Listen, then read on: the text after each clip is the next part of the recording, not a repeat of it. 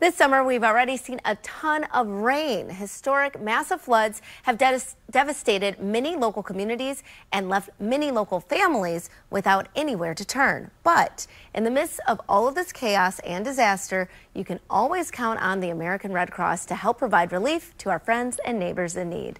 With me now to share more about their efforts and how we can help is James Herbert with Disaster Services. Welcome. How are you? I'm good. I'm glad that you're here. I know it's been a very busy time. Talk about this season, specifically these last few weeks with all this rain and flooding. Well, it's definitely been a huge disaster. You know, it's unfortunate that Ellicott City got hit again with another flood, and it's affected Catonsville, Baltimore City, and we're doing our best to make sure everyone is taken care of. And you're helping so many people. Can you talk a little bit about what it is that you guys are doing on the ground right now? Right now, we're doing disaster assessments. We're providing them with comfort kits, food. We've set up shelters, just numerous things. It even involves giving individuals rides places. We've just about done everything. It's so amazing that we're able to turn to the American Red Cross in our times of need, but we can also prepare ourselves. I know that right now is hurricane season, and there are things that you recommend that people in the community do to sort of prepare in case there is a disaster. Can you touch on those?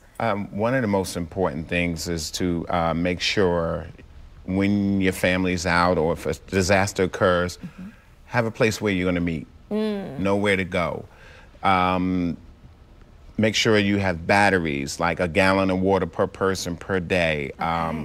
Just numerous things. Your documents. Make sure you make copies of your birth certificate, your social security card, your driver's license. Put those in waterproof bags too, Absolutely. Right? Keep them near the door, somewhere where you know if you're leaving out the door, you can grab it. It's there. You know, people don't think about that. That's actually a very good observation, because you normally put those important documents in an attic or in an office, but you're right, in an emergency, seconds matter. Yes, absolutely.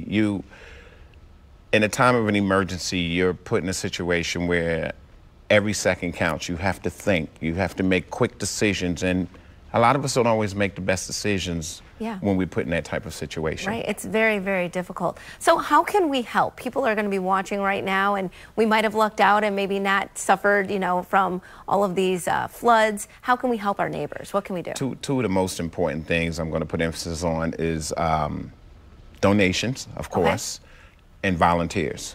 Donations and volunteers. We definitely would love to have volunteers. We can never have enough. So how do we volunteer? Do we just go online, make a call? You might get someone too that says, I want to volunteer, but I don't know what to do. Am I going to be useful? Or you'll train them, you'll help them. You can go to the website, redcross.org, and from there you can click on how to be a volunteer, and it'll guide you from there. Perfect. Good, because I don't want that to be the hurdle. I think sometimes it seems like it's so much, but there is that case that you do need, you know, going to redcross.org, but you do need more volunteers, because you're helping on average, what, 4 families in the area a day? We respond at least 4 times a day in the Maryland, Virginia, and Delmarva area to assist individuals, whether it be fires, floods. You know, floods is one of the leading causes of death, and a lot of individuals don't have flood insurance. So it's a heavy disaster, yes. James, thank you so much for being here, and thank you for the work that you're doing, especially right now. We really appreciate it. And we'll be right back with more Midday Maryland right after this. Stay tuned. Billy Bob Thornton is up next.